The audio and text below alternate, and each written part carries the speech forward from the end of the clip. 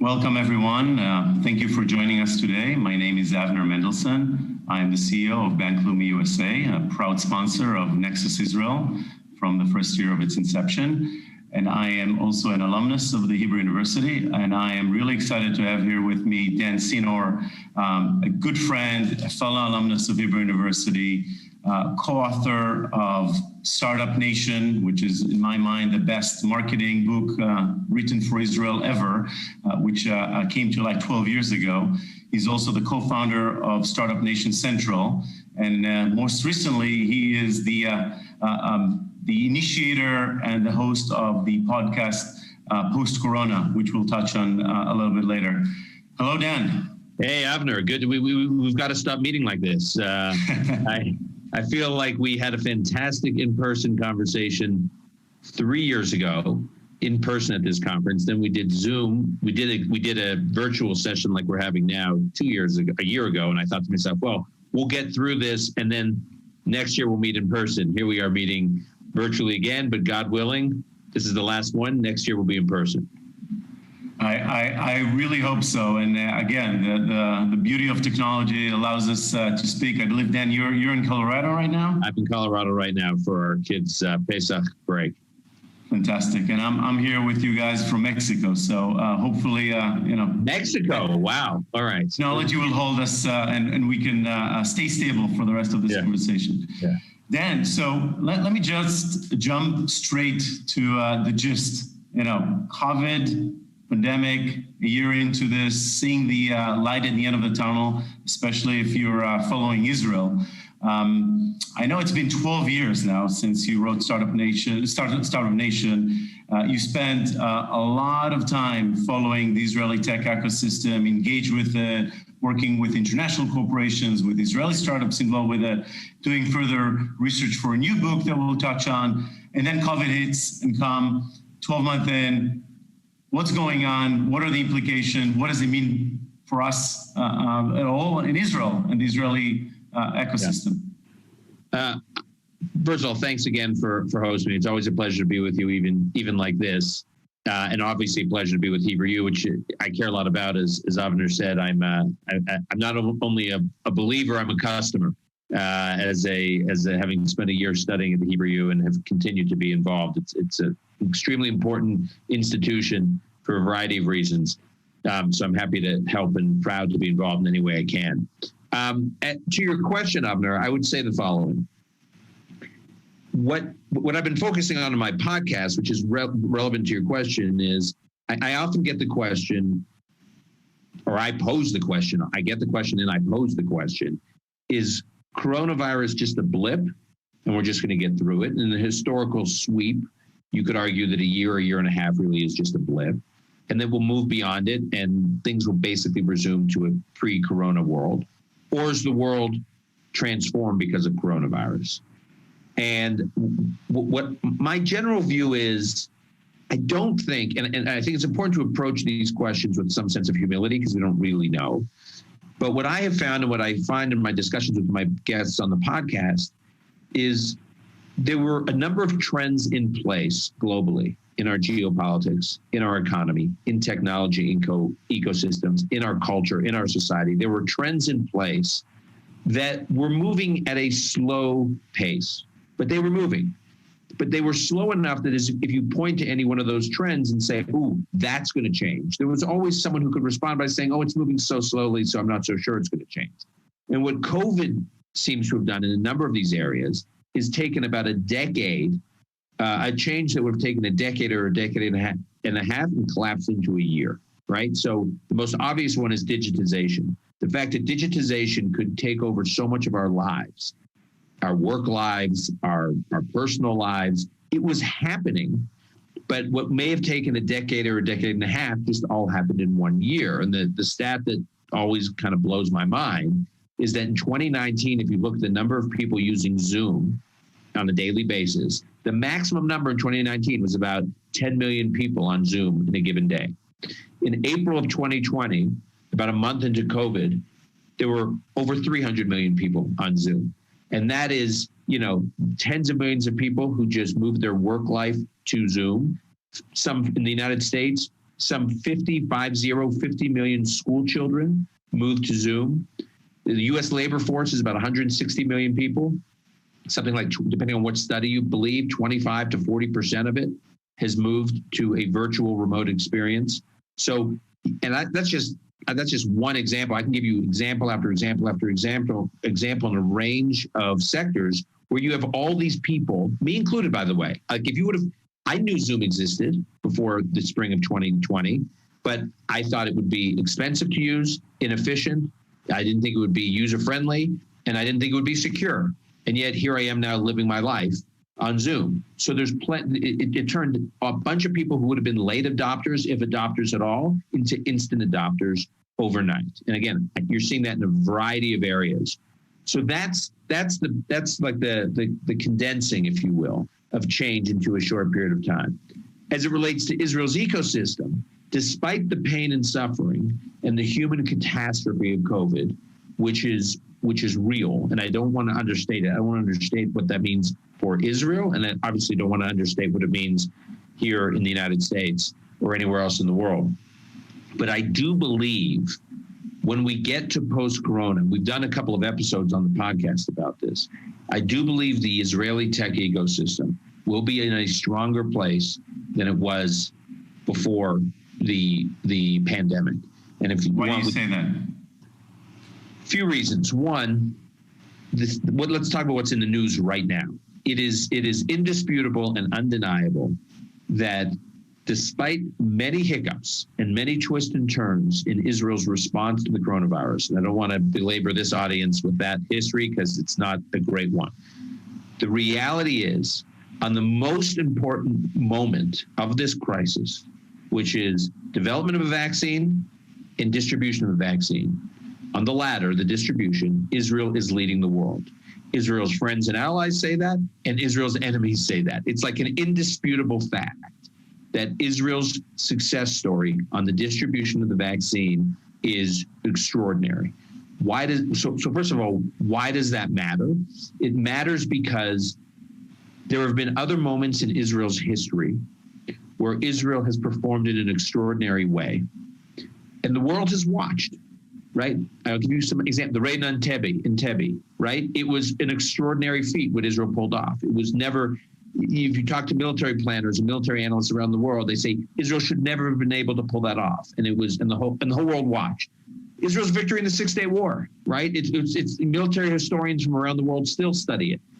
But these were all events that the world were observers in. They weren't experiencing it. It wasn't a universal experience. It was impressive to watch.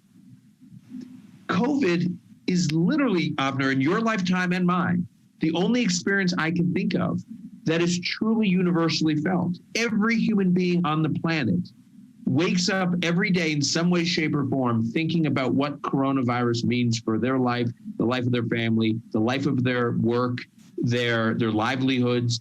It is, I can't think, 9/11, tragic, terrible, destabilizing. It wasn't an experience that was universally felt around the world. Even the global financial crisis, 2008, it didn't touch every single human being in the world in a very direct way. COVID does. So when it touches everyone in the world, people are paying attention to who's getting out of it and who's not, who's managing it well and who's not. And people look at Israel and say, wait a minute, how is this country able to do the most important part of getting to post-corona, which is figuring out how to vaccinate most of its population? And so the whole world's watching. So people then dive in to how Israel's doing it. Now, I don't want to get bogged down in the details here. We've done 2 episodes on our podcast on this. I highly encourage people to listen to them or subscribe. But just to summarize, the success of Israel's healthcare system, which has never gotten a lot of attention globally, the way it's structured, the success of the impressiveness of the digitization of that healthcare system, the way in which every Israeli has an EMR, an electronic medical record, with all their data in that record, and physicians can access it, and public health authorities can access it, and hospitals can access it. And now, obviously, Pfizer has access to a lot of the data from that, which has been very helpful to Pfizer in its own drug development for going forward, vaccine development for COVID. So the digitization and the universal standards in Israel's healthcare system is unique in the world. The distribution mechanisms in Israel's healthcare system for getting in this kind of situation, executing on a vaccine campaign is also unique in the world. And trust in the public health authorities. So one of the challenges other countries are facing, especially in the West, is there is large segments in the population that have, at best, some distrust of the public health authorities, at worst, paranoia, conspiracy theories. And so it makes it very difficult to get a uniform response to this kind of public health crisis. And I agree with you 100%. And I think you touched on uniqueness of the system in Israel. And, a core element, two core elements you touched on are sort of the digitization and the unified data that exist in Israel, which obviously is attractive now for anything around healthcare research and development. But agree, phenomenal job in Israel, great. Everybody's looking at us. A year from now, hopefully, we're not going to be the only country. I mean, some are going to limp into that. Some are going to dash into that. We're going to be there. Where is Israel, and how is Israel positioned, both on the healthcare side, but not just healthcare, as a tech powerhouse? What are the positives, I'm sorry to say, that come from COVID, and what are some of the challenges that you see coming? Sure. But before I answer that, I would just say, even though the world, God willing, will be out of COVID by then, and it'll be in the rearview mirror, I do think this moment will be seared in the kind of global consciousness about how far Israel was ahead. I think about the space race in the US when John F. Kennedy said he was going to put a man on the moon. And it was important for him to put a man on the moon because the Soviets had just done the Sputnik mission, and he wanted the US to be the first to put a man on the moon. And his advisor said, I've been reading some of the history of this recently, his advisor said in newly declassified memos, if you put a man on the moon, if you're the first, it's not to say that others may not get there someday, but being the first sends a message to countries around the world that you're about the future, you're about tomorrow, and that's seared in the global consciousness, and other countries want to partner with you and innovate with you. And I do think this moment is like a man on the moon moment for Israel, that the world is saying, we want to partner with them, they're about tomorrow and they're about the future. As it relates to other sectors, I think these are some, but not all, of the strengths that have been highlighted or come into sharp focus as a result of the COVID crisis. Some of them obviously existed before, but I think this has put a spotlight on them. One, Israeli entrepreneurs are excellent in a crisis. They have just had to navigate a really tough year of crisis. When we wrote our book, Startup Nation, and when we released it over a decade ago, Israel was attracting about over $2 billion in global venture capital, which was the highest on the per capita basis. In 2020, the year of the pandemic, Israel attracted over $10 billion in global venture capital. Okay, that is a higher increase over 2019 to 2020 as a percentage than even the U.S. Achieved. It's 5x, obviously, than over what we wrote about during Startup Nation a decade ago.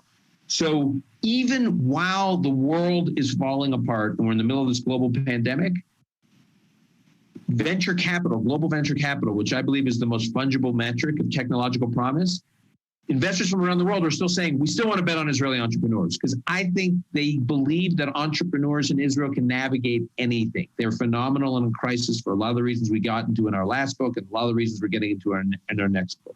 That's the first part. Secondly, I think Israeli entrepreneurs are excellent at working remotely, right? You think about an Israeli company, many of them have to deal with customers abroad. They have to build their own teams abroad. In some cases, if they get acquired, they're co-located. So some of their operation is in Israel and some of it is somewhere else abroad. They're constantly working in like 3 or 4 different time zones. I mean, Israelis are really good in the Israeli ecosystem at living remotely, working remotely, being isolated really physically, and still performing. And I think that is the world that the whole world is heading into. And Israel excels at that. I think specific sectors, and I don't want to get into all of the sectors, but we're going to see breakthroughs, for instance, in healthcare and digital health. I think the three sectors that are so ripe for disruption in the West. So it's like focus on two, actually: healthcare and education, particularly higher education. The last episode of our podcast was focused on higher education. You know, the healthcare is about 15 to 20% of the U.S. GDP. The way the system operates is like from another generation. Most communications are through mail and fax machine. Because of regulations and practices that existed before coronavirus, if you wanted any medical feedback from a medical professional, you had to go to a hospital or go see a doctor, however time efficient it was. And what happened during COVID is doctors didn't want you in their offices. Patients didn't want to go to doctors' offices. The last thing people wanted to do if they didn't have to was go to hospitals. And suddenly all the rules were waived. And the net effect is, as one analyst has pointed out, is something like 80% of the people, 80% of the people who had COVID antibodies, not through the vaccine, but actually had antibodies, like they got sick. 80% of them never walked into a doctor's office and never walked into a hospital. They did it all with this. The camera on this phone communicating with a physician. The physician would diagnose them, and the physician would obviously treat them remotely. This potential for digital health is so game-changing to this industry in terms of the cost reduction and ease with which people can get medical care in that process. And Dan, let me just interrupt you just on that point, because I think it's a great point.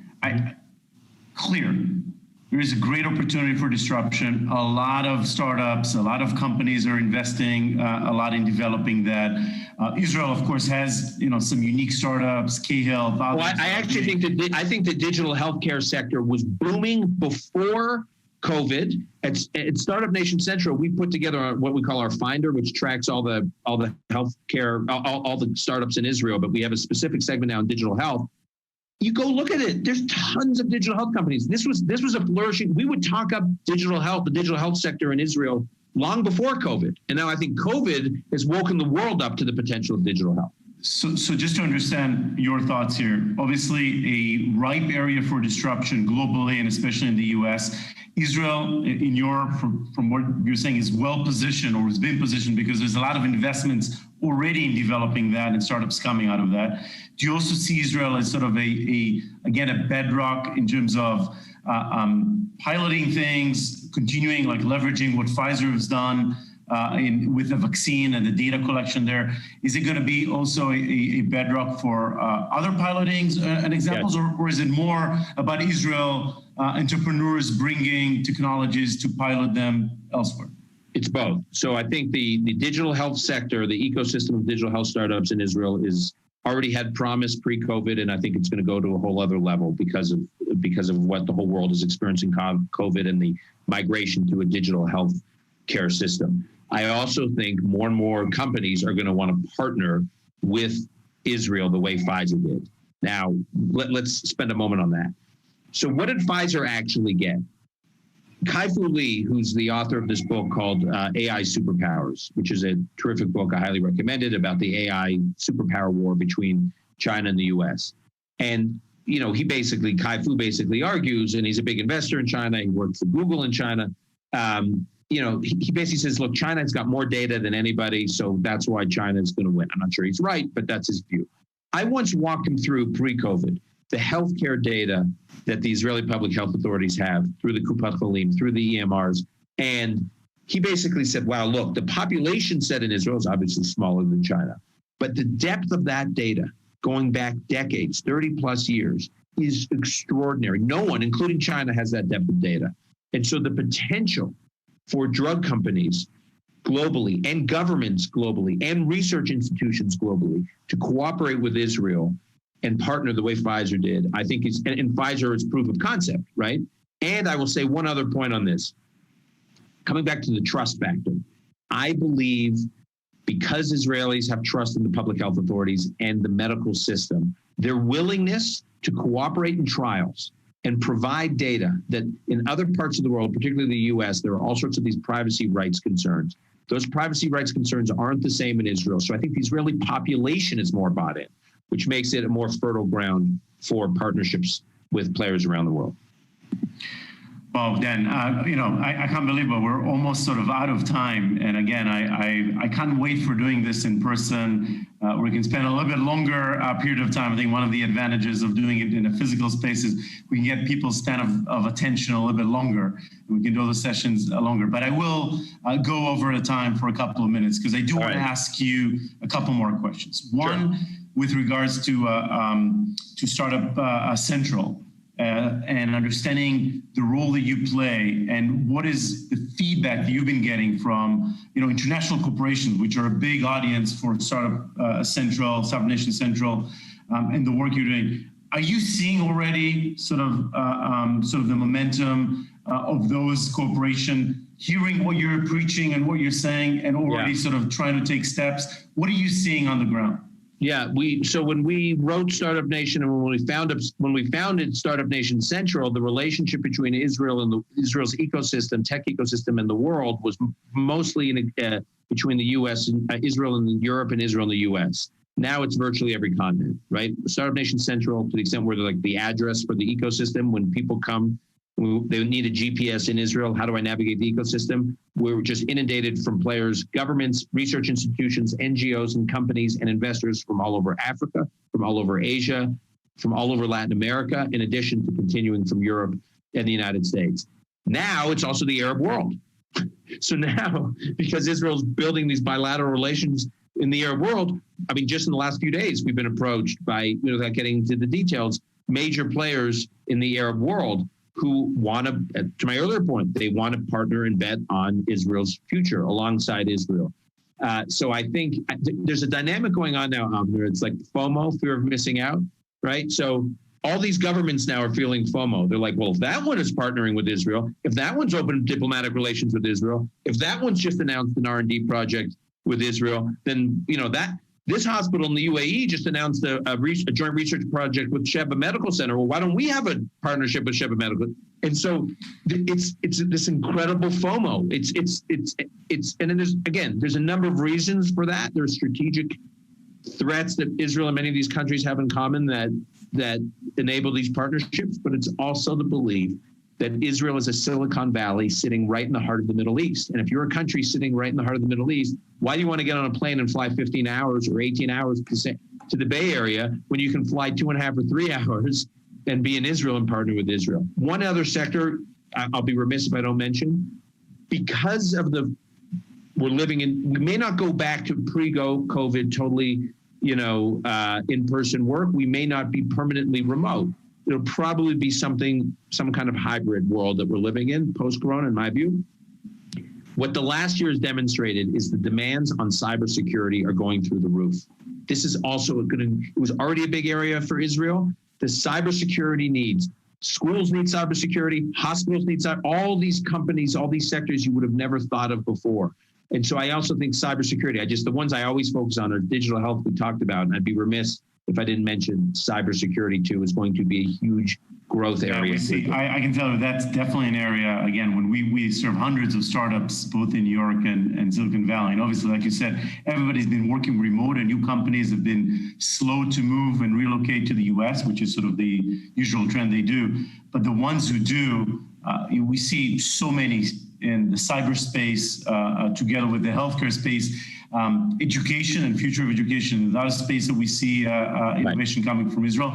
But look, I know we're out of time and I want to be respectful of everyone's time. I have 20 more questions to you. I want to go and dive into some of the sessions you've done on your podcast, but I'll invite everyone to go on the Post-Corona podcast that you host to listen to some of the episodes. Billy Beans, Brad Stevens, Adam Grant, fantastic session that you've had. And hopefully next year we'll do it in person, and hopefully we can also discuss your new book that you're doing research on and diving into that. Until then, really thank you for your passion, for your commitment to the Hebrew University, and for the work you're doing for the Israeli tech ecosystem. Stay safe. It's a real pleasure. Thank you for everything you do, Avner. Enjoyed it.